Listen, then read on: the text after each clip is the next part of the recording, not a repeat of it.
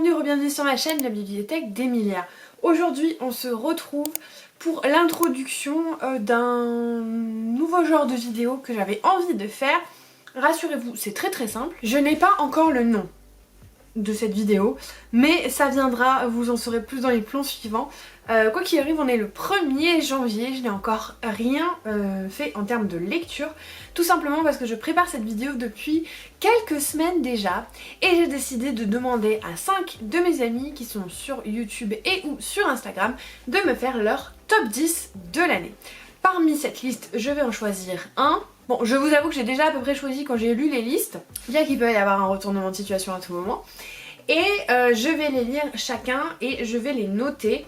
À la fin, celui qui m'a donné la meilleure recommandation gagnera. Donc c'est un combat entre personnes, un peu de compétition saine, ça ne fait pas de mal. Mais il y aura des petits twists, puisque je n'ai pas encore décidé comment, pourquoi, comment.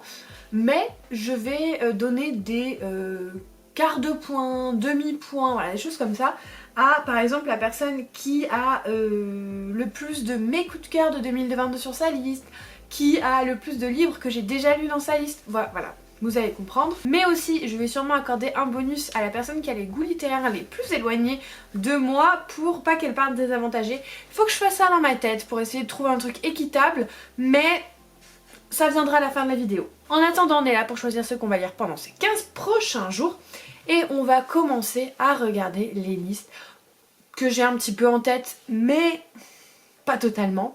On va commencer avec Caro qui a pour pseudo Insta Caromelu. Je vous mets tout en barre d'infos. Et elle son top 10 de ses livres en 2022. Vous avez le 3e tome d'Éducation meurtrière qui n'est pas encore traduit, donc je ne lirai pas ça, mais j'adore Éducation meurtrière. Vous avez L'hiver de la sorcière qui est le 3e tome je crois de la série de Catherine Arden qui commence par, je sais plus son nom, mais c'est de la fantasy d'inspiration russe.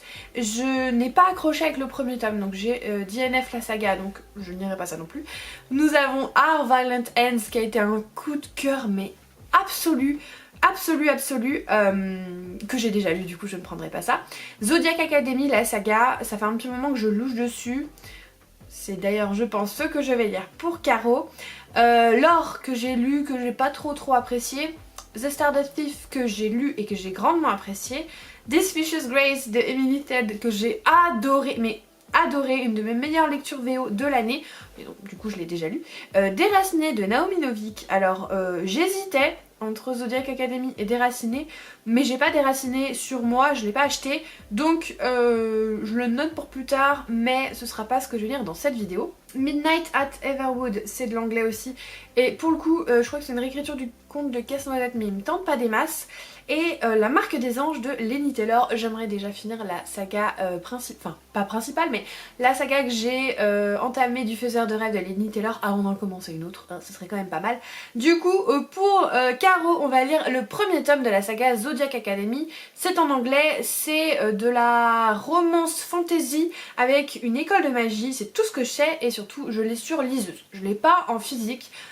Si jamais je surkiffe la saga, peut-être que je m'achèterai les paperbacks, mais pour l'instant je vais le lire sur ma liseuse. En plus là je vais pas commencer par ça parce que je suis pas trop dans un mood de VO, et j'ai décidé cette année de vraiment m'écouter et de pas me fixer à des carcans et me dire il faut que je lise ça maintenant.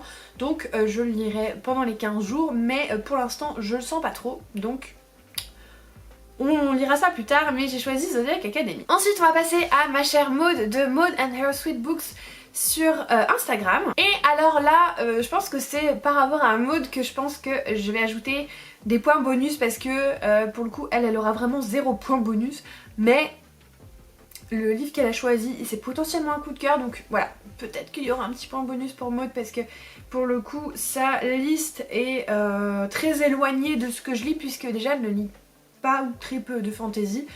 Mais j'ai confiance en ses goûts, parce que je trouve que Maud a des goûts très fins. Et d'ailleurs je vous conseille d'aller la suivre sur Instagram si vous ne la suivez pas. Dans son top 10 elle m'a mis Americas de Manchette et Niemet. J'ai vu ce livre pas mal tourner, mais m'intéresse pas plus que ça. Impact d'Olivier Norek, celui-là il m'intéresse mais je ne l'ai pas. Arpenter la nuit de Leila Motley, c'est de la littérature blanche. Je suis pas souvent très intéressée par la littérature blanche, il y a vraiment que quelques titres qui me plaisent, mais celui-là il m'intéresse pas trop, même si elle en a dit des très bonnes choses. On a le tome 2 de Les filles de la villa aux étoffes d'Anne Jacobs. Celui-là j'ai envie de le lire mais je ne l'ai pas en ma possession. Perles de Chine d'Ang Chi-min, c'est de l'historique sur la Chine, je crois que c'est au 16e siècle, 17e. Ça m'intéresse mais je ne l'ai pas. Pachinko, qui est notre grand gagnant de Min Jin Lee. Je me rends compte du coup en fait t'as pas mal de trucs chinois dans ta liste.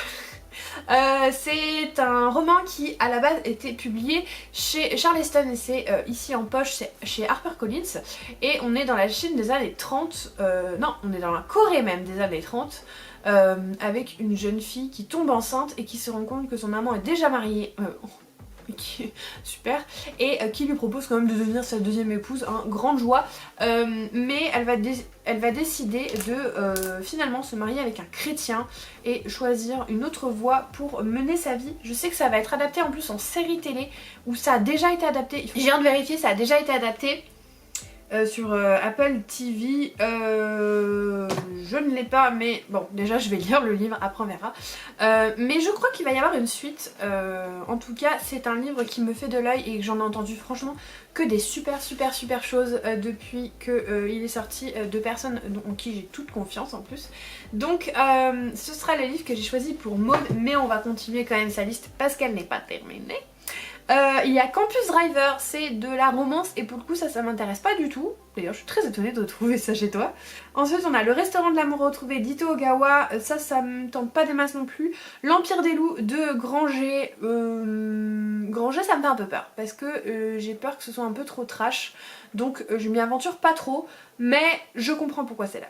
Et ensuite La décision de Karine Thuil, je crois que c'est de la littérature blanche sur une femme qui participe à la décision de tuer ou non un taliban, quelque chose comme ça, je suis plus sûre. Intéressant, mais pareil je l'ai pas, donc on garde Pachinko pour Maud. Ensuite on passe à Johanna de La Citadelle de mes lectures, que vous avez dû entendre citer sur ma chaîne déjà pas mal de fois. Dans sa liste, nous avons From Blanesh, le tome 2 que j'ai lu et que j'ai pas trop aimé. Greca de Lizzie Amaro, qui me tente pas des masses. Lune ardente, publié chez Plume Blanche, ça m'intéresse. C'est sur ma liste. Romantic Call, je crois que c'est de la romance, ça m'intéresse pas trop. Les Chroniques oubliées d'Hyperion, je ne connais pas du tout. Mais alors pas du tout, jamais entendu parler. Tekoa, pareil, jamais entendu parler. Les Chroniques d'Hérald, pareil, jamais entendu parler. Johanna elle lit pas mal de petites maisons d'édition pas très connues, donc ça m'étonne pas trop qu'il y ait des titres vraiment qui me sont inconnus sur cette liste. Cœur et âme de Colleen Hoover, c'est de la romance un peu poignante, de la romance un peu dure. Je sais pas si j'ai envie de lire du Colleen Hoover, quoi qu'il en soit je le lirai pas pour cette vidéo, mais je sais pas si de manière générale j'ai envie de lire Colleen Hoover. Entre deux étoiles de Cécile Violette, pareil je ne connais pas, mais à mon avis c'est de la romance. Et enfin, elle l'avait mis en premier sur sa liste, hein, mais je vous avoue que dès le départ, même sans avoir son top 10, je savais très bien ce que j'allais lire pour elle, parce que pour moi, voilà, hein, Johanna c'est la guilde des ombres, évidemment, d'Anatrice, donc cette fantaisie adulte avec des guildes d'assassins. Il y a, alors là je vous montre que le premier tome, mais il y a 2 tomes par partie, dis donc, chacune de 600 pages. Alors, la guilde des ombres, je vais le commencer en audio et je vais essayer de le lire en audio le plus possible, comme ça me fait un support différent dans cette vidéo. J'aurai 3 livres on va dire à lire en physique, un livre à lire sur liseuse et un audiobook. Peut-être qu'à la fin je switcherai, en plus là je vous montre la partie 2 du tome 1, peut-être qu'à la fin je switcherai sur le physique, je vais voir, mais pour l'instant, c'est sûr d'ailleurs, hein, parce que chaque audio fait 26 heures, je vais pas écouter 50 heures d'écoute dans le mois c'est sûr, mais au moins quand je repasserai en physique, j'aurai déjà bien avancé dans cette lecture. Donc c'est ce que je vais choisir pour Johanna. En même temps si j'avais pas choisi la guilde pour Johanna, franchement, alors qu'on en parle en long, en large, en travers, en diagonale, en tout ce que vous voulez, ça aurait été un peu quand même cocasse. Ensuite on va passer à Aurélie de Livre Romancienne, pareil, vous en avez tellement entendu parler. Elle m'a fait sa petite liste, dedans il y a Gods of Men que je n'ai pas lu mais qui m'intéresse fortement, que je vais mettre sur ma wishlist rapidement. Adi Larue, forcément mon gros coup de cœur de 2021, un de mes livres préférés, mon autrice préférée. C'est aussi son livre préféré de 2022. Je suis absolument pas étonnée de le voir sur cette liste. Nous avons Steam Sailor, le tome 1 qui est dans ma pile à lire, qui a été fortement envisagé pour cette vidéo. Nous avons Rose Éternelle qui est aussi dans ma pile à lire, qui a aussi été fortement envisagé pour cette vidéo. Aurora Squad, le tome 1 qui est dans ma wishlist. Le Dieu Oiseau de Aurélie Wallenstein qui m'intéresse, mais d'abord j'aimerais commencer par un autre de ses livres. La Forêt des Disparus qui est un thriller qu'elle a découvert un peu par hasard et qu'elle a adoré et il me fait très envie mais je ne l'ai pas. Et Le Faiseur de Rêves que j'ai déjà lu. Mais il manque celui que j'ai sélectionné pour cette vidéo et c'est Une insolente curiosité de Lynn Messina. Donc pourquoi j'ai choisi ce livre pour Aurélie? Alors que c'est vrai qu'au tout début, quand je m'imagine Aurélie, avant qu'elle me donne sa liste, je pensais qu'elle allait mettre Rose Éternelle et je pensais lire Rose Éternelle parce que pour moi, Aurélie c'est Adi Larue et Rose Éternelle. Cependant, je me suis rendu compte que j'avais quand même beaucoup de fantaisie dans cette sélection. J'en avais déjà 3 et j'avais un seul livre qui sortait de la fantaisie. Et je me suis dit, est-ce que ce serait pas cool d'y intégrer un cozy mystery? Donc en plus un cozy mystery historique puisque c'est un cozy mystery qui se déroule en fait pendant la Régence royale. La Régence en Angleterre. Et du coup j'avoue que je me suis dit que ce serait cool de mélanger un petit peu les genres pour moi déjà. Et puis aussi il faut que vous sachiez que ce livre c'est le livre que Aurélie lisait dans le train quand on s'est rencontrés pour la première fois pour me rejoindre à Lyon pour la dédicace de Victor Dixon. Donc je sais pas, pour moi ce livre aussi c'est Aurélie. Voilà, c'est comme ça que je l'ai connue. Je me rappelle encore de voir son livre dépasser de son mini sac, parce qu'elle avait un sac minuscule ce jour-là. Je sais pas comment les choses rentraient dans son sac, mais il était minuscule. Et en plus, pour Noël, je lui ai offert le tome 2, donc je me suis dit que ce serait quand même parfait de mettre ça aussi dans cette sélection. Donc c'est ce que je vais choisir pour Aurélie. Et enfin, on va passer à l'homme du jour, hein, puisqu'il est seul dans cette sélection féminine.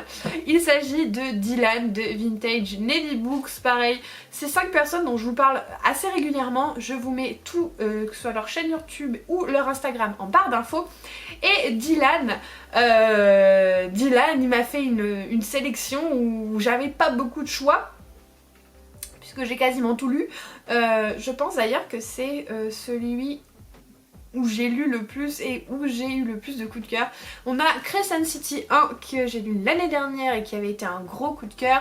La Passe Miroir, petite exception dans cette liste que j'ai lu mais que je n'ai pas vraiment apprécié.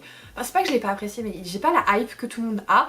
Akotard 2 que j'ai lu il y a 2 ans je crois mais que j'ai adoré. Le Faiseur de Rêve que j'ai lu et que j'ai vraiment beaucoup aimé. On a La Maison au milieu de la mer Céruléenne que j'ai surkiffé, que j'ai lu l'année dernière. Ou il y a 2 ans? L'année dernière. Il y a 2 ans peut-être. Le Prieuré de l'Oranger qui est un livre incroyable qu'il faut d'ailleurs que je relise avant la sortie du second. D'ailleurs si jamais vous voulez que je fasse une lecture commune sur le premier tome et le deuxième tome, n'hésitez pas à me le dire, hein, voilà, mais c'est à envisager. The Wicked Deep de Sharon Shaw, un de mes livres préférés, alors que je ne l'ai pas parce qu'à l'époque je l'avais lu à la bibliothèque, mais je vais essayer de me le procurer parce que vraiment c'est un livre que j'ai adoré. Murmure de l'océan d'Ophélie Duchemin, donc le deuxième tome de la saga, je crois que c'est Les Gardiens de Rin, donc avec Rose Éternelle que je n'ai pas lu, que j'ai beaucoup aimé, Murmure de l'océan. Il me reste 2 livres que je n'ai pas lus. En fait j'en ai lu 8 déjà sur sa sélection et j'en ai aimé beaucoup 7. Il me reste donc Le Dernier Lion d'Albâtre de Dana Béchalis que j'ai envisagé mais je ne l'avais pas dans ma pile à lire, donc je me suis dit bon. Puis en plus il risque de faire partie des finalistes du PLIB et du coup j'aimerais bien lire les finalistes du PLIB un petit peu à la suite, juste avant les votes on va dire. Donc je l'ai mis de côté et celui qui reste c'est évidemment, et en même temps pour moi Dylan, c'est soit Le Prince Cruel, soit Un sorcier noir et éternel de Brigitte Cameron. D'ailleurs pourquoi Le Prince Cruel n'est pas dans ta liste? Est-ce que tu avais déjà tout lu en 2021? Donc ça c'est une réécriture de La Belle et la Bête avec une jeune fille qui est borgne Et en plus ça a été choisi par Mélissa, son acolyte de toujours, pour mes 12 livres 12 amis, la vidéo je vous mets juste là. Du coup j'étais obligée de le mettre. Et puis en plus comme je vous disais, Rose éternelle, Belle et la Bête, Un sorcier noir éternel, Belle et la Bête, voilà. Je voulais varier un petit peu les genres et vu que celui-là j'avais déjà choisi pour Dylan, je savais que je voulais lire ça parce que sinon je pense qu'il m'aurait tapé tout simplement.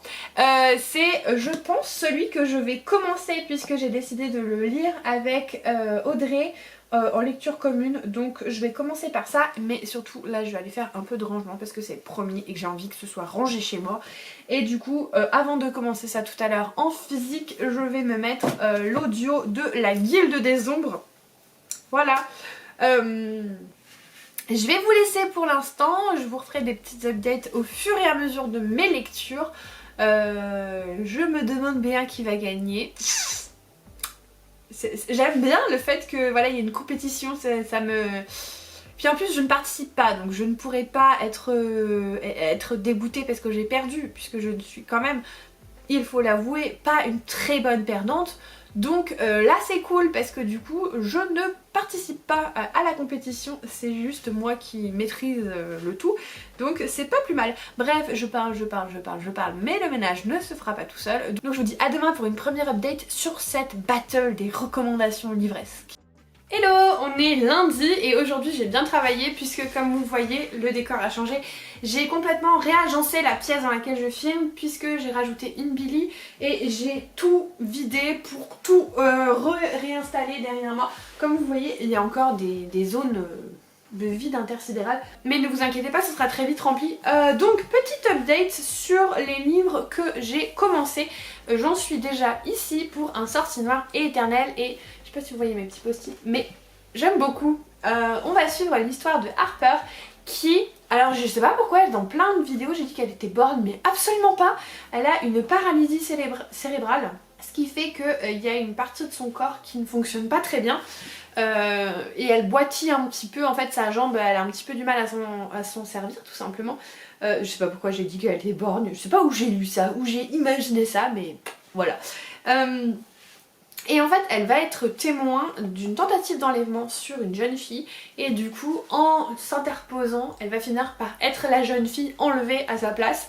Et elle va se retrouver dans un royaume un peu étrange avec plein de magie, plein d'éléments inanimés qui bougent tout seuls, avec un prince un peu grognon on va dire, avec une malédiction qui pèse sur le royaume. Et évidemment la malédiction indique que tant que Reine, qui est le prince, n'aura pas trouvé une fille qui l'aime pour de vrai, la malédiction continue. Et en fait à chaque saison, mais c'est une saison d'automne, ça revient au début en fait et il a vécu je sais pas combien de saisons, mais en fait le temps passe différemment, ce qui fait que dans la vraie vie en tout ça fait 5 ans, mais lui il vit en accéléré et il vit tout le temps en fait, la saison d'automne et il a vécu je sais pas combien de saisons on va dire, et il a rencontré beaucoup de filles mais aucune n'est tombée amoureuse de lui. J'aime bien déjà parce que ça se lit très très vite, il y a beaucoup de références à La Belle et la Bête et ça j'aime bien, mais en même temps c'est pas du copier-coller. Par exemple il y a une scène où ils sont dans la cuisine avec tous les plats en fait qui apparaissent par magie et moi ça me fait forcément penser à la scène de C'est la fête, mais c'est pas du tout fait de la même façon, ce qui fait que j'ai pas l'impression que c'est un copier-coller, mais il y a des petits trucs. Voilà, il y a des petits trucs qui me font penser et ça j'aime beaucoup. On n'en sait pas beaucoup sur la malédiction, pourquoi, comment, mais j'attends d'en savoir plus. En tout cas pour l'instant ça marche vachement bien avec moi. Et aussi en audio, j'ai commencé donc la première partie de la Guilde des Ombres. Où est-ce que j'en suis? Je crois que je suis arrivée au début du chapitre 5, donc j'ai lu 112 pages quand même. Enfin écoutez, 112 pages, c'est quand même pas mal finalement. J'ai fait pas mal de rangements, hein, donc ça m'a un petit peu occupée, on va dire. Surtout que c'est écrit vachement petit et il y a peu de marge. Dans cette histoire, on suit Panama, qui est une jeune fille qui a vu ses parents en fait mourir, j'en dirai pas plus. Et elle va être prise sous l'aile d'un homme un peu mystérieux qui va l'amener à la Guilde des Ombres, qui est donc une école pour assassins, et elle va commencer à être formée, en gros du gros, hein. c'est l'histoire. Il y a aussi un autre personnage qui apparaît, qui est un homme qui va courtiser une reine elfe, mais je sais pas d'où il sort. Vu que je le lis en audio, en fait, tout d'un coup ça passe à un autre personnage et je trouve ça très perturbant. Voilà. Je pense qu'il va avoir son influence un peu plus tard et à mon avis leurs chemins vont se croiser, mais pour l'instant je sais pas trop ce qu'il fait là parce que en effet comme je vous dis c'est pas forcément indiqué que ça change de personnage et quand je regarde le livre papier j'ai pas vraiment l'impression que ce soit indiqué non plus. En tout cas pour l'instant j'aime bien, je trouve ça un peu trop descriptif, enfin pas trop mais je trouve ça très descriptif. On nous apprend beaucoup de choses sur le monde qui sont en fait un petit peu données parce que Panama elle va à l'école et du coup elle apprend les choses et donc on nous les apprend en même temps. Pour l'instant il se passe donc pas grand chose puisqu'on est plus sur de l'explication que sur de l'action, mais il y a 1000 pages donc ça va venir, mais je trouve le monde assez intéressant. Voilà, il y a des choses pas mal. Il y a des choses qui sont assez communes comme les elfes ou les choses comme ça, mais j'aime beaucoup le système de guildes et puis je pense que les dragons ça peut être pas mal du tout et surtout les différents dieux. Je pense que ça va amener pas mal de choses dans cet univers qu'on nous décrit, que voilà il a l'air sympa. Moi j'attends de voir la suite parce que là j'en suis vraiment qu'au début en fait. Imaginez un livre de 1000 pages, j'ai lu 10%. Donc je suis vraiment qu'aux prémices, mais pour l'instant ça me plaît beaucoup. C'est vraiment sympa. J'attends de m'immerger un peu plus dans l'univers, mais j'approuve ce message. Donc voilà, je vais vous laisser. Je vais aller filmer un book haul que vous aurez sûrement déjà vu qu'il va sortir bien avant cette vidéo. Et ensuite je pense que j'irai relire un petit peu tranquille et surtout monter ma vidéo. J'ai des choses à faire donc je vous retrouve demain soir je pense pour faire un mini update sur ce que j'ai lu jusque là.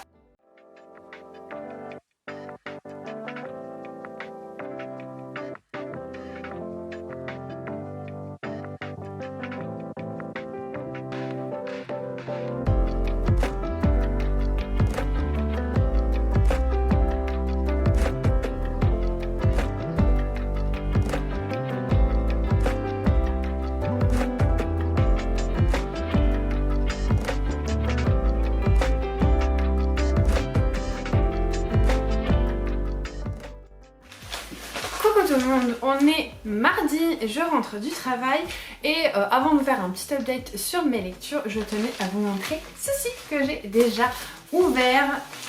J'ai vu ce qu'il y avait dedans, donc sans surprise, le pacte avec le roi elfe d'Elisa Kova, publié chez Big Bang. Alors au moment où vous verrez ce vlog, il sera déjà sorti, mais là, à l'heure actuelle, je crois qu'il sort demain, si je me trompe pas, je crois qu'il sort demain le 4.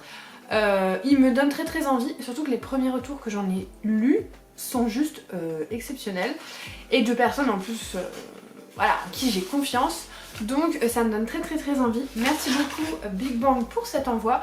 Je vais essayer de le lire dans le mois quand même après ce vlog évidemment parce que je me suis déjà engagée dans ces 15 jours de vlog pour cette compétition amicale entre booktubeurs et instagrammeurs. Mais du coup j'aimerais bien lire juste après. De toute façon je vous en parle très vite. Et ensuite Un sort si noir et éternel, je le bouffe littéralement. Voilà, j'ai lu tout ça déjà puisque j'en suis à la page 371. Et oui, j'ai mis des jolis petits post-it, je sais pas si vous les voyez bien avec bref. J'aime beaucoup, ça se lit très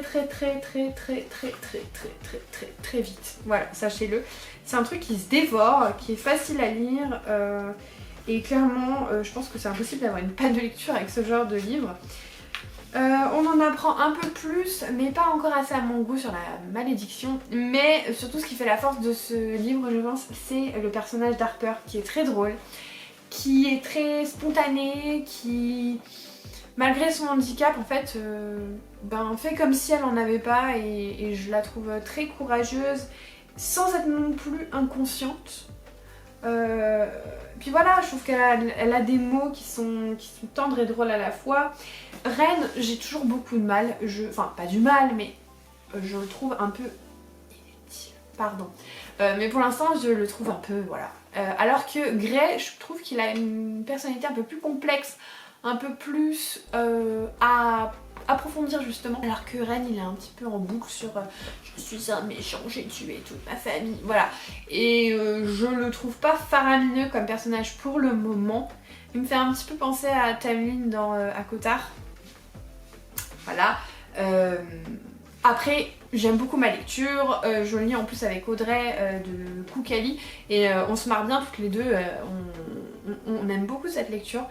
Voilà, pour l'instant c'est pas mal du tout, c'est pas un coup de cœur mais c'est vraiment super chouette et je me régale. Voilà, je prends vraiment du plaisir à lire. La preuve, en 2 jours j'ai quasiment lu 400 pages. C'est quand même, j'aime beaucoup lire, sachant qu'en plus même si je travaillais pas, j'ai énormément bossé, que ce soit du rangement, du montage, du film, enfin voilà, plein de choses, ce qui fait que j'ai pas eu énormément de temps en fait pour lire et malgré tout j'ai quand même énormément avancé dans cette lecture, tout comme la lecture audio, vous me direz, hein, parce que j'ai lu plusieurs heures déjà. Donc pour le moment ça commence super bien, que ce soit l'année ou cette vidéo, je suis assez contente. J'espère que ce sera pareil sur toute la semaine et toute la semaine d'après, puisque en même temps j'ai choisi des coups de cœur de mes amis, donc j'espère que moi aussi je pourrai partager leur amour pour ces livres. Donc voilà, on va se laisser là pour aujourd'hui. Donc voilà, on se retrouve demain.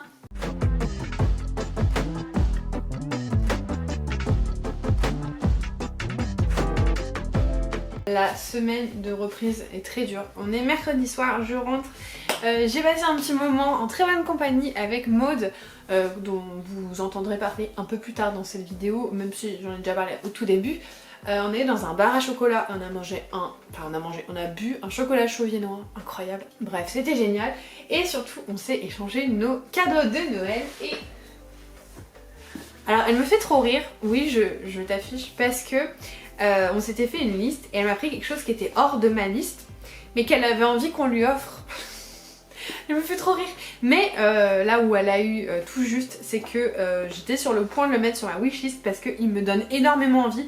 Donc du coup finalement c'était le meilleur des choix. Elle m'a pris les 7 maris, pardon, oula je me crois dans Stuart Thornton, les 7 maris d'Evelyn Hugo, donc de Taylor Jenkins Reid, publié chez Hauteville Poche.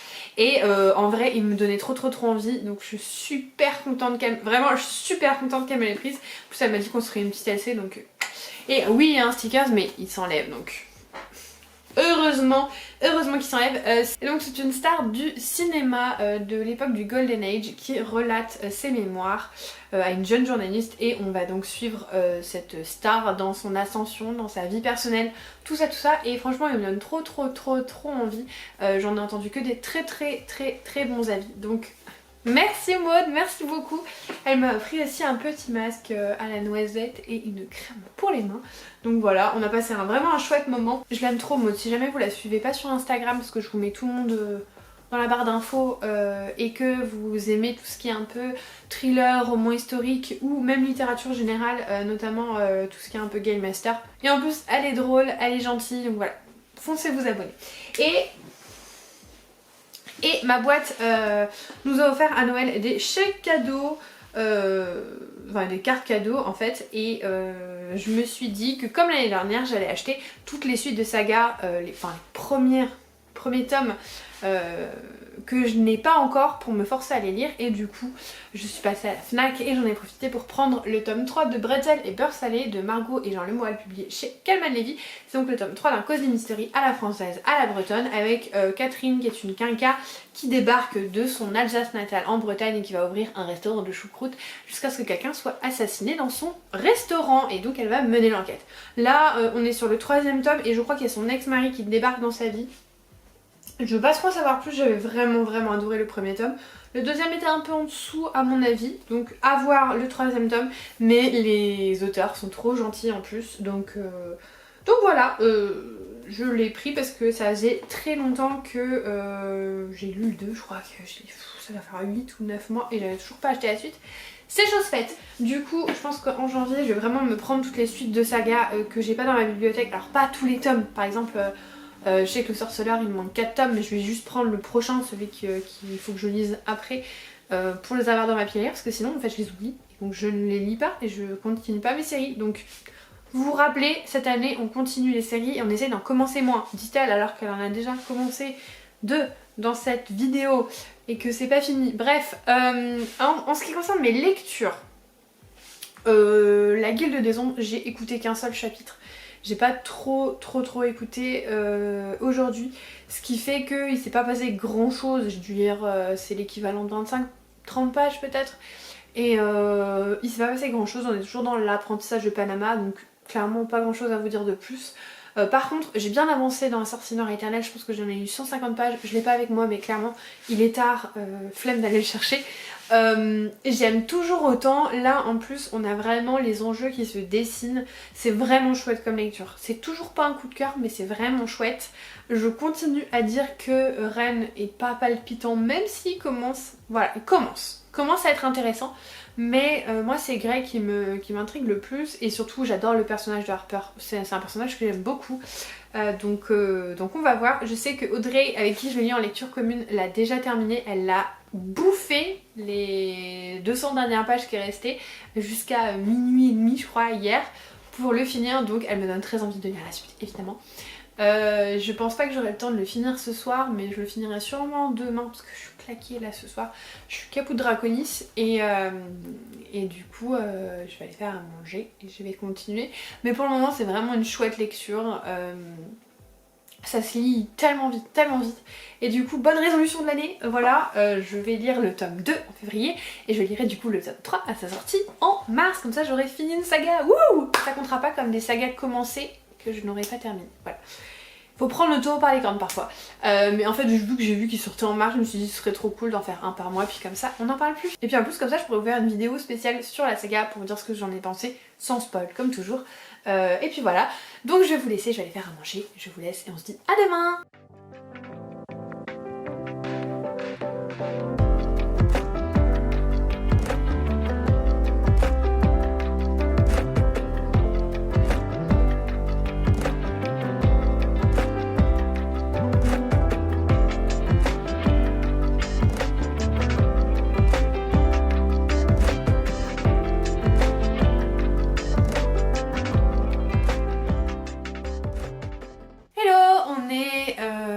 Vendredi midi et je viens de vous parler puisque hier j'ai terminé Un sorcier noir et éternel. Franchement c'était une très bonne lecture, j'ai passé un très bon moment. Ce n'est pas un coup de cœur mais les 100 dernières pages elles étaient juste dingues. Je vous dirai pas ce qui se passe mais il y a vraiment des trucs, j'étais trop à fond, j'arrivais pas à imaginer ne pas finir le livre avant d'aller dormir. C'était tellement intense et il se passait tellement plein de choses et il y a eu une révélation que j'ai vue. Je le savais depuis le début quasiment, déjà de 1 parce qu'on m'a donné des infos sur la suite de la saga et de 2 parce que c'était on va dire l'hypothèse que j'avais envie qui arrive. Donc je suis assez contente. C'était franchement une bonne lecture, je suis très contente d'avoir commencé par ce tome là. Pour ma première lecture de l'année, une belle découverte et surtout que je trouve que la fin, sans vous dire pourquoi parce que sinon je vous donne tous les éléments importants du livre, mais la fin change par rapport à ce qu'on peut imaginer et j'ai trouvé ça très rafraîchissant les choses qui se passent entre les deux protagonistes, donc vraiment super contente de cette fin qui me convient tout à fait et je suis tout à fait ok avec le fait qu'on change de point de vue pour le deuxième tome. Du coup je vous propose qu'on note ensemble ce livre. J'utilise une manière de noter qui a été inventée par une youtubeuse anglaise qui s'appelle Copile. En fait, chaque lettre correspond à quelque chose sur 10 et comme ça après ça me fait une note. Donc on va noter ensemble. La première partie c'est personnages ou en anglais characters et du coup combien je vais mettre? Je pense que je vais mettre un 8 pour les personnages parce que par exemple Ren je l'aime pas beaucoup, je le trouve pas très développé mais il y a des personnages que j'aime beaucoup plus comme Grey ou Harper par exemple, donc 8 c'est pas mal. Atmosphère. C'était pas mal du tout. Un peu classique mais pas mal. Allez, je vais mettre un 8 aussi. L'écriture ou writing, c'était pas mal du tout, je vais mettre un 9. Pour le plot où l'intrigue principale, en fait c'est surtout la... Parce qu'après il y a intrigue. En fait plot c'est plutôt est-ce que le cheminement était rythmé, est-ce qu'il n'y avait pas des blancs, des trous. Et pour ça je vais mettre un 9 parce que j'ai pas trouvé qu'il y avait des moments de blanc. Pour l'intrigue c'est plutôt est-ce que par exemple on a été tellement pris dans le truc qu'on avait trop envie de reprendre le livre. Et alors là autant c'est la fin, j'étais trop accrochée à fond. Le début, j'avoue que c'était sympa, mais je ne pensais pas qu'à ça par exemple pendant la journée. Donc là, je vais mettre un 7. La logique, plutôt pas mal, la logique, je vais mettre un 8. Et enfin, la dernière catégorie, c'est enjoyment, donc l'appréciation globale. Et là, je vais mettre un 8 aussi parce que c'était une très très bonne lecture. 8 ou 9 ? Ah, j'hésite, c'est dommage qu'on puisse pas mettre... On peut mettre 8,5 ? Allez, je vais mettre 8. Parce que c'était une très bonne lecture, mais j'ai pas eu le coup de cœur, bien que la fin a vraiment rattrapé. Ce qui nous donne une moyenne, pour le moment, de 8,14 sur 10 et 4,5 étoiles sur 5. Voilà, on commence très fort. Je suis assez contente de cette lecture. Franchement, j'ai passé un très très très très bon moment.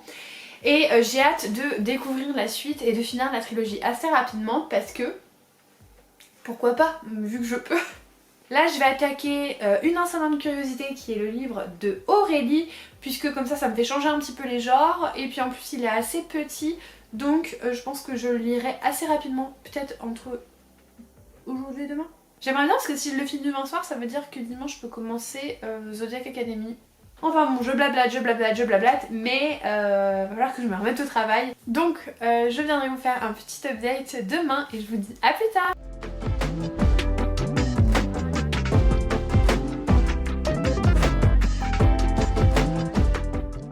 Hello, on est samedi et je rentre de voir Avatar au cinéma et quelle claque.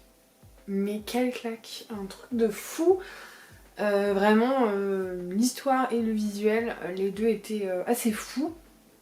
Voilà, je suis très contente d'être allée le voir au cinéma. En 3D évidemment. Je vais venir vous parler de mes lectures. J'en ai commencé deux. J'ai commencé par le livre d'Aurélie, donc Une insolente curiosité, qui est une sorte de cozy mystery à l'époque de la Régence anglaise. Je me suis arrêtée à 106 pages parce que je rentrais pas des masses dedans.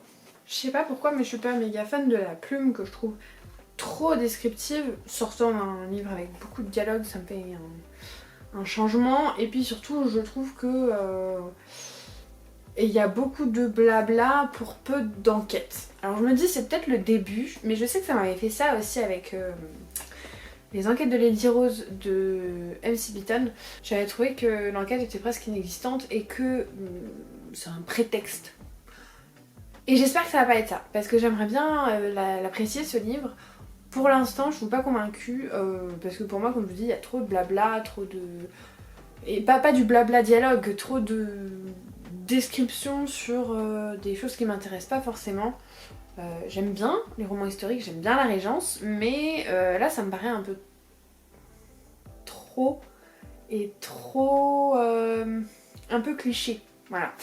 Je vais voir, je vais continuer, mais du coup je me suis dit ok bah arrête-toi là pour le moment, et j'ai commencé le livre de Caro, donc je vous mets là parce que je l'ai sur ma liseuse, qui s'appelle Zodiac Academy, c'est en VO, et on va suivre deux jumelles qui sont dans la grosse mouise, hein, dans la vie réelle, qui n'ont plus d'argent en fait pour payer leur loyer, et il y a un espèce de professeur qui va les amener dans une école où elles vont passer des espèces d'épreuves, et normalement les faillis, parce qu'elles découvrent qu'elles sont des faillis, ne sont censées maîtriser qu'un élément, voire deux au max, et elle maîtrise les 4. Voilà, on en est là. Ce que j'ai à dire sur ce livre, pareil, c'est un peu compliqué. La façon dont c'est raconté, je trouve que c'est pas bien raconté, que la plume est vraiment pas top. Mais pour une raison que je n'explique pas, c'est quand même très addictif. C'est un peu bizarre du coup dans ma tête parce que j'ai envie de lire la suite, j'ai envie de savoir ce qui va se passer, mais je sais que objectivement c'est pas très bon. Voilà. Est-ce que c'est juste le début qui est un peu... Parce qu'en fait les filles elles parlent vulgairement, genre... ouais, t'as cru tu nous as pris pour qui, blablabla. Enfin des trucs vraiment très clichés, ça fait très fanfiction. Et mauvaise fanfiction, parce qu'il y a de très bonnes fanfictions. Et puis tout le monde est...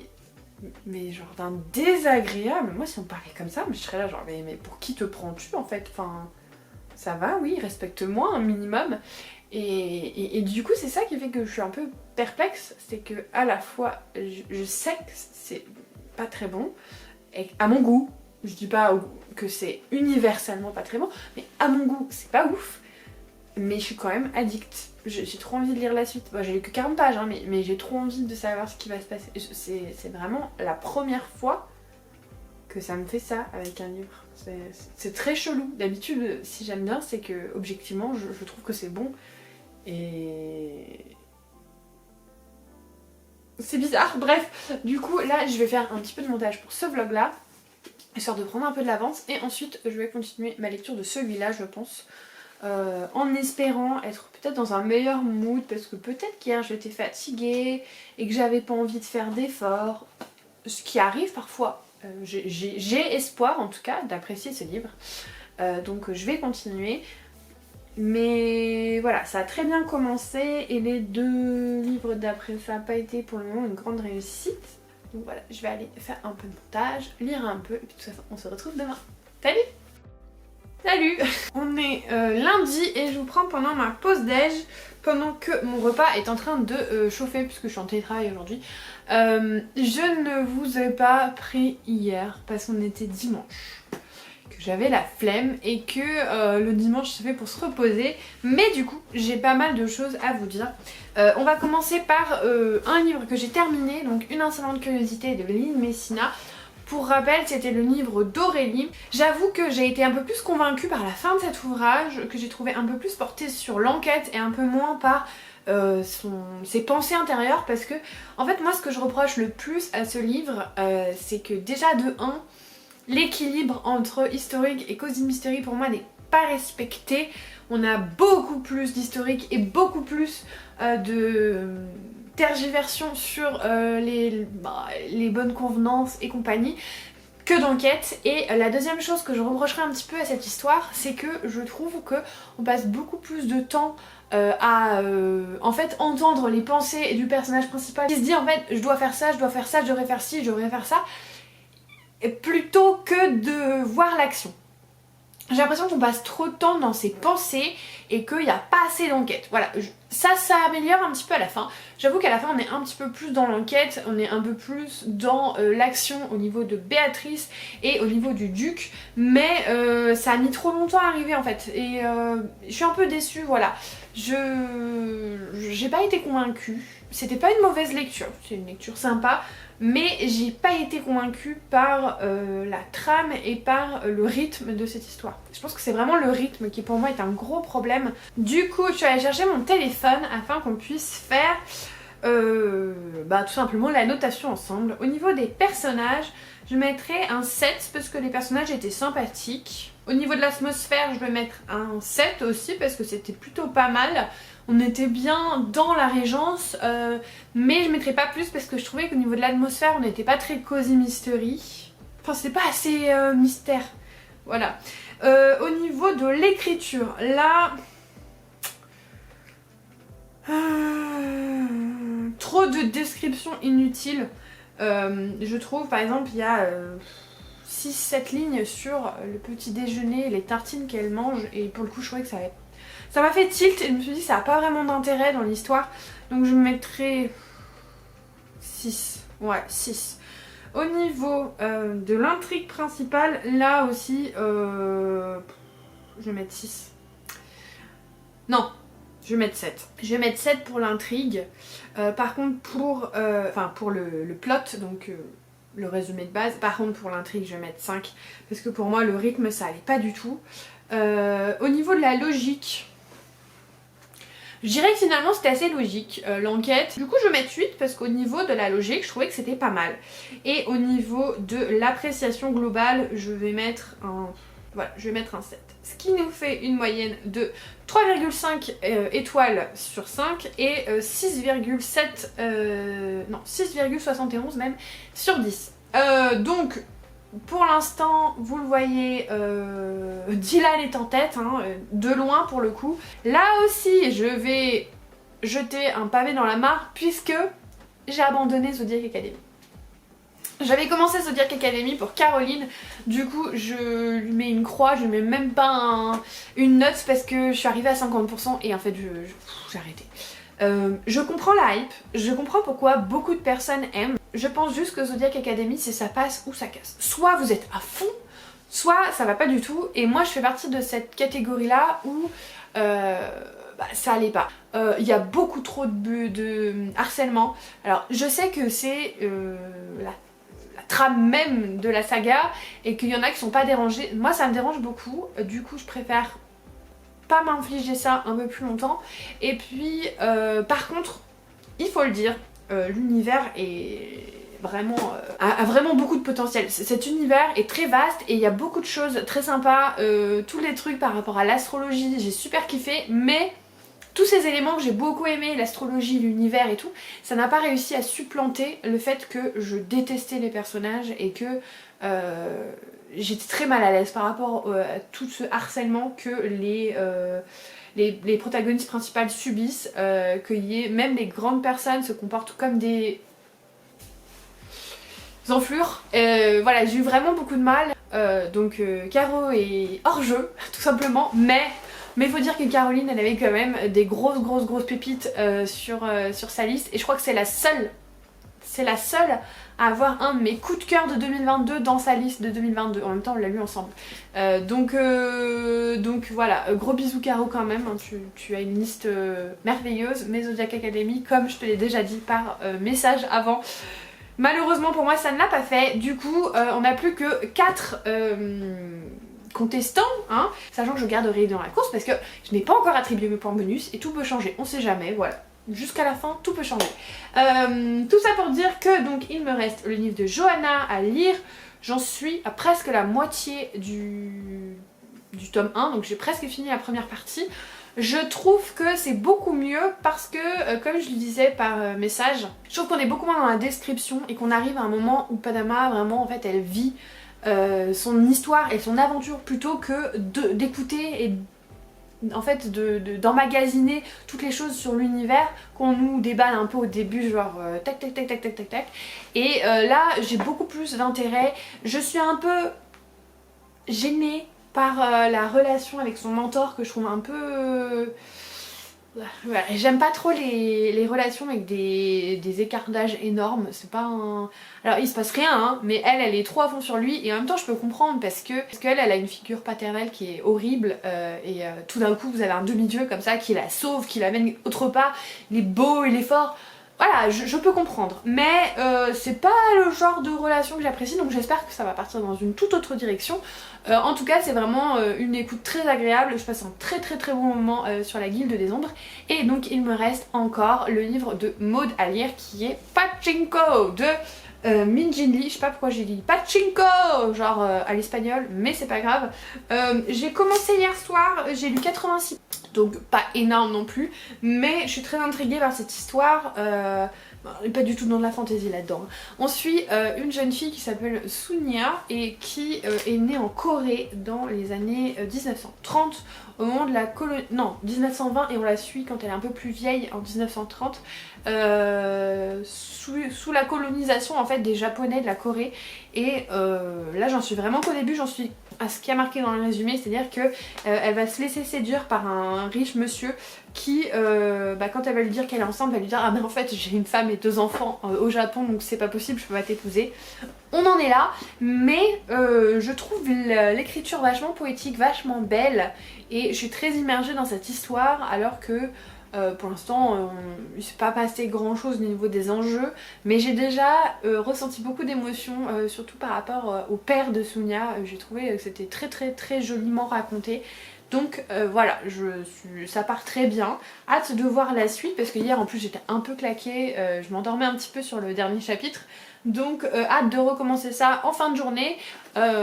je reviendrai vous voir demain soir je pense, après ma leçon de conduite. Et je vais m'arrêter là parce que ça fait déjà 13 minutes que je parle. Je vais aller manger et puis je vous dis du coup à demain. Hello, on est jeudi, ça fait une éternité que j'ai pas fait d'update sur ce vlog. Deux bonnes raisons, déjà de 1, je suis à jour de mon montage sur cette vidéo, elle fait déjà 50 minutes. Voilà, et deuxième chose, en faisant mon montage je me suis rendu compte que pour les livres qui étaient assez conséquents, je pense notamment à La Guilde et Un sorcier noir et éternel, le fait de filmer tous les jours, en fait je répétais la même chose tous les jours. Presque, dit différemment, mais enfin voilà. Du coup, je me suis mise à même couper des parties que j'avais déjà filmées, des parties entières hein, sur des romans, parce que en fait je vous redisais la même chose mais pas formulée de la même façon. Du coup je me suis dit bon, tant que j'ai pas un truc vraiment significatif à dire, je reprends pas la caméra, ça sert à rien de faire des minutes pour des minutes et de faire un vlog de 2 heures en fait où je répète 50% du temps la même chose. Donc du coup là on est jeudi, j'ai quand même bien avancé. Dans La Guilde des Ombres, j'ai commencé la partie 2 du tome 1. Pas beaucoup, hein, j'ai dû lire 100 pages, donc enfin écouter 100 pages, donc il m'en reste bien 450 je crois à écouter slash lire. Et Pachinko j'ai super bien avancé puisque je suis à la page 437 sur 628. Voilà, donc il me reste un poil moins de 200 pages, donc je peux bien vous en parler. En fait c'est un roman qui relate l'histoire de plusieurs générations d'une même famille, puisque le personnage principal que l'on suit au tout début, ça va être... En fait les deux personnages qu'on suit au tout début, ça va être les grands-parents des personnages que je suis en train de suivre maintenant, et il me semble qu'il y a encore une génération qui va arriver dans les dernières pages. Puisque là, les petits-enfants en fait ont l'âge d'enfanter. Donc à mon avis, il y aura encore une génération. C'est un livre très particulier dans le sens où en effet ça sort un petit peu de ma zone de confort, mais j'aime beaucoup. L'écriture, la plume est très poétique, elle est très douce. Elle est vraiment très douce, même en relatant des horreurs, mais elle est super douce. Ça me fait un petit peu penser à la plume de Bonne Nuit Maman, enfin l'autrice de Bonne Nuit Maman qui est elle aussi coréenne. Alors est-ce que c'est une façon de parler qu'ont les Coréens qui est très douce? Je ne sais pas. Mais en tout cas, je trouve la plume vraiment très belle. C'est très descriptif par contre. Moi ça ne me dérange pas, mais il y a des personnes qui n'aiment pas.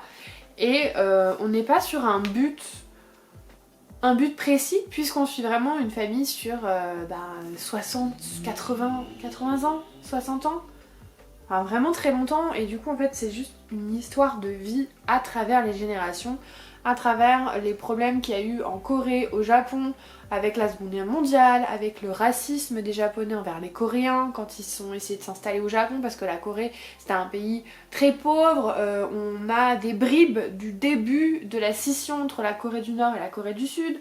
On a quelques ébauches de ce qu'on entend sur ce qui se passe en Corée du Nord, enfin voilà. Et c'est super intéressant parce que en soi, aucun des personnages n'est directement relié à tout ça.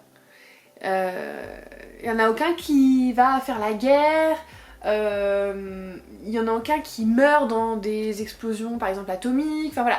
On n'a aucun personnage qui est directement relié à tous ces événements, mais ils sont en trame de fond pour en fait pas en faire une histoire à ce sujet. En fait c'est pas une histoire sur l'histoire du Japon et de la Corée, c'est l'histoire de cette famille, et juste c'est utilisé comme mise en contexte en fait, et c'est habilement bien fait, c'est très joli. Il y a certains moments qui sont un peu longs, même pour moi, où j'ai un peu décroché. Après faut dire que j'étais bien fatiguée cette semaine et souvent je lis après manger où j'ai déjà je pique du nez déjà, donc ceci n'aide pas. Et j'ai quand même une sensation globale de douceur et surtout très positive envers cette histoire que je trouve très belle, même si des fois un peu longue. Là j'attends de voir ce qui va se passer puisqu'on va arriver dans une époque un peu plus moderne qui va ressembler un petit peu plus à ce qu'on connaît, et je me demande où ça va finir, s'il va y avoir un truc qui va faire remonter tout ça à l'ancêtre du début, je sais pas. Mais en tout cas c'est une histoire de résilience, d'une famille très résiliente qui malgré toutes les peines qu'elle va traverser, toutes les difficultés, va toujours accepter et continuer à travailler pour pouvoir se relever. C'est des gens en fait qui n'avaient pas le choix, ils étaient obligés de travailler pour s'en sortir, sinon ils mourraient en fait. Et c'est très beau. C'est très beau de se rappeler que voilà,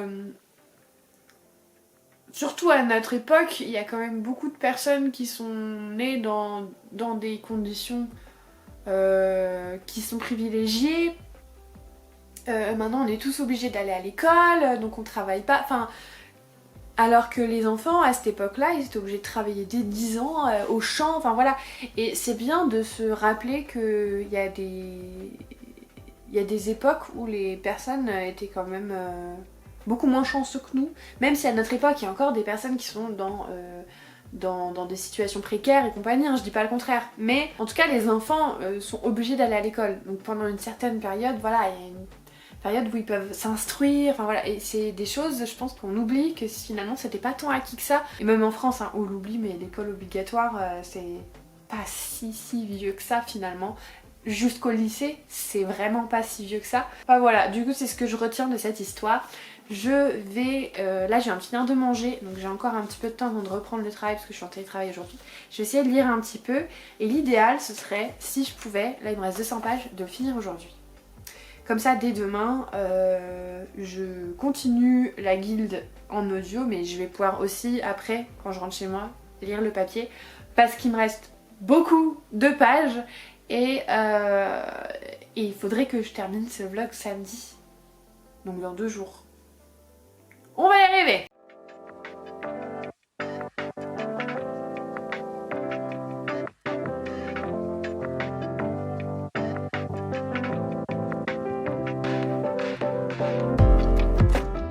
Hello, on est samedi, je viens clôturer ce vlog puisque je viens tout juste de terminer la guilde des ombres, la partie 2 du tome 1. Dégaine difficile, mais on est samedi et ce matin j'ai eu cours de conduite de 8h à 10h, donc déjà j'étais explosée de ma semaine. J'ai dû me lever à 6h30, j'ai fait 2 heures de conduite, c'était très fatigant, donc je vous avoue que je suis claquée. Et je n'ai pas très envie de me maquiller, de mettre les spots, blablabla. Donc vous m'en voudrez pas, je viens donc clôturer ce vlog. Je vais commencer par vous donner mon avis final sur Pachinko de Minjin, qui a été une très bonne lecture. J'ai trouvé la fin très poétique, très belle, et au final ça ne change pas énormément de ce que je vous ai dit dans mon précédent point. Je trouve que c'est une histoire qui parle de résilience, qui n'a pas forcément beaucoup d'action, mais qui a un fil conducteur qui est cette famille et surtout leur capacité à avancer malgré les drames. Il y en a eu beaucoup, j'ai envoyé des messages à Maud en mode non mais stop, mon cœur il peut plus supporter, et on était pas loin du coup de cœur, mais je sais pas, il m'a manqué quelque chose. J'ai vraiment beaucoup apprécié ce roman, hein, mais je sais pas, il m'a manqué un petit quelque chose, et j'ai fait les notes hors caméra, j'ai complètement zappé par habitude je pense, voilà. Donc je vais vous dire quand même ce que j'ai mis. J'ai mis 8 pour les personnages, 9 pour l'atmosphère, 9 pour l'écriture. Attendez parce que je suis tellement fatiguée qu'il faut bien que je me concentre pour regarder la bonne colonne. Pour tout ce qui est synopsis général j'ai mis 7, pour l'intrigue j'ai mis 8, pour la logique j'ai mis 8 et pour l'appréciation globale j'ai mis 7, ce qui nous fait un total de 8 sur 10, qui est une très bonne note, c'est un 4,5 sur 5 au niveau des étoiles, donc très bonne lecture. Voilà, pas un coup de cœur, mais pas loin, et surtout une belle écriture pleine de douceur et de poésie, et ça j'ai adoré. Et donc je viens vous parler de la Guilde des Ombres, que j'ai lu un peu comme un fil rouge conducteur, hein, sur tout ce vlog, vu que j'ai écouté la partie 1 pendant 10 jours, et qu'après j'ai switché un peu entre l'audio et le physique, tout simplement pour la partie 2 du tome 1, parce que j'ai longuement hésité, et puis j'aime bien lire une œuvre comme elle a été pensée, et s'il y a partie 1, partie 2, c'est que ce sont des tomes qui vont ensemble, et que l'idée c'est de les lire ensemble pour avoir une, comment dire, une vision globale de l'œuvre et pas seulement parce que par exemple la première partie est très introductive et en même temps c'est normal parce qu'il y a 1000 pages sur le tome 1 donc c'est normal et la deuxième partie est beaucoup plus rythmée et ce sera comme ça à mon avis sur tous les tomes et c'est normal. Donc voilà, j'ai vraiment voulu les lire les deux pour pouvoir me faire un avis global sur ce premier tome et globalement par rapport à tout ce que je vous ai déjà dit, c'est un écrit que je trouve vraiment chouette. Le monde est très intéressant, la plume est vachement sympa. Petite réserve cependant sur le personnage de Camar que je ne supporte pas, c'est vraiment le pire trou du de la terre. Je sais que c'est fait exprès parce que c'est un peu le méchant de l'histoire, mais vraiment je peux pas le supporter. Il y a des scènes explicites et surtout très dures, des scènes pas forcément consenties, je préfère le dire, attention, pour les personnes qui ne supportent absolument pas ça, il y a des scènes non consenties, ou du moins par innocence, par peur de blesser, par peur d'être rejeté, et ça m'a fait très mal au cœur. J'aurais une petite remarque cependant, c'est bien que ce soit de la dark fantasy et que les scènes explicites soient assez courantes dans ce genre, j'ai trouvé que dans cette deuxième partie il y en avait trop. À chaque chapitre presque pendant la première partie, la première moitié on va dire de la partie 2, et j'ai trouvé qu'il y en avait un peu trop et que un peu plus de parcimonie aurait été préférable. Mais ce sont mes goûts personnels, voilà. Ça reste une très bonne lecture avec un monde très intéressant et j'aimerais bien me finir la saga dans l'année parce que franchement c'est super chouette et si vous aimez la dark fantasy, franchement je vous recommande, c'est vraiment une très chouette lecture. Pour ce qui est de la Guilde des Ombres, j'avais mis j'avais distingué la partie 1 et la partie 2 parce que ce sont deux livres physiques. Donc pour la partie 1 j'avais mis en personnage 9, en atmosphère 8, en écriture 8, en synopsis 8, en intrigue 7, en logique 7 et en appréciation générale 8, ce qui nous faisait un total de 7,86. Mais je vais aussi vous mettre les notes que j'ai mis pour la partie 2 qu'ensuite je combinerai parce que pour moi ça va ensemble. En personnage j'ai toujours mis 9, atmosphère j'ai mis 9 cette fois au lieu de 8, en écriture j'ai toujours mis 8, en synopsis générale j'ai mis un 6 à cause de cette première partie qui pour moi était trop portée sur des scènes olé olé, voilà, j'ai un peu baissé la note. Par contre en intrigue j'ai mis 8 au lieu de 7 parce que sur la deuxième partie j'étais très à fond et je l'ai lu globalement beaucoup plus vite que la première partie. En logique j'ai mis un 7 encore et par contre en appréciation globale j'ai mis un 9 au lieu d'un 8 parce que j'ai trouvé que au niveau des intrigues politiques, au niveau des révélations, voilà, de plein de choses, c'était vachement rythmé et vachement entraînant. Donc voilà, ce qui lui fait une moyenne de 8. Et du coup j'ai ajouté 8 et 7,86 divisé par 2 et ça fait donc une moyenne totale pour ce premier tome de 7,93. Donc si on fait les comptes, nous avons notre grand gagnant de cette première édition de la bataille des recommandations avec en dernière position malheureusement le livre de Caroline que je n'ai pas terminé, donc j'ai mis une croix parce que je n'ai pas terminé le livre. Plein de belles choses sur sa liste, mais malheureusement le titre que j'ai choisi n'a pas matché pour moi.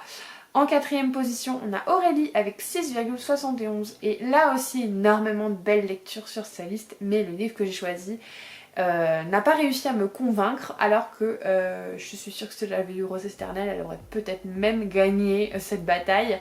Donc voilà, juste celui-là ne l'a pas fait pour moi, mais Aurélie, en plus d'être une personne géniale, a de très bons goûts. Donc voilà, ce n'est que partie remise. En troisième position, nous avons Johanna avec 7,93 pour la Guilde des Ombres. La deuxième place était prête, la première place était prête aussi. Globalement le trio de tête c'était de très belles lectures, il a fallu en départager et je pense que même sans mettre des notes, mon cœur est en conformité avec avec le classement en fait. En deuxième position, on a donc Maud avec 8 sur 10 avec Pachinko qui était vraiment une chouette lecture. Il m'a manqué peut-être un peu de rythme et un peu de passage superflu à couper et ça aurait peut-être été un coup de cœur, mais c'était une très belle lecture. Et en première position, et là il va fanfaronner je sens, on a Dylan avec 8,14 pour Un sorcier noir éternel qui a été un quasi coup de cœur de la fantasy young adulte comme je l'aime, parce que je vous l'ai déjà dit dans d'autres vidéos, je m'en éloigne un petit peu de la fantasy young adulte parce que il y a certains titres que je trouve trop faciles et je suis un peu plus exigeante maintenant sur les fantasy young adultes que je lis, mais celle-là m'a carrément conquise tellement que j'ai prévu de lire le tome 2 en février et le tome 3 en mars. Donc ce classement est finalement assez logique quand je le regarde, mais au niveau du cœur, ces personnes-là, je les aime tout autant et elles ont tout autant des super goûts, elles sont tout autant géniales, donc si jamais vous ne les suivez pas, je vous encourage à le faire. Voilà, j'espère que ce vlog vous aura plu, que cette bataille des recommandations vous aura plu. J'ai déjà décidé de personnes à qui j'ai commencé à demander pour faire un épisode 2. Donc voilà, et pourquoi pas en fin d'année faire la bataille des gagnants, prendre par exemple, faire 3 épisodes, prendre les 3 gagnants et pour faire un gagnant ultime, je ne sais pas. Mais j'ai beaucoup aimé découvrir les livres préférés de mes amis de 2022, même si avec certains ça n'a pas marché, c'est pas grave. Ça m'a fait très plaisir de plonger dans leurs recommandations parce qu'ils donnent de très bonnes recommandations ces personnes-là. Et puis voilà, j'espère que ça vous a plu, je vous remercie d'avoir regardé jusqu'au bout. Si jamais vous êtes arrivé à la fin de cet énorme vlog, n'hésitez pas à mettre un petit emoji genre horloge ou sablier, genre parce que c'était très long. Voilà, en attendant la prochaine vidéo, comme d'habitude, je vous souhaite de merveilleuses lectures et je vous fais des bisous.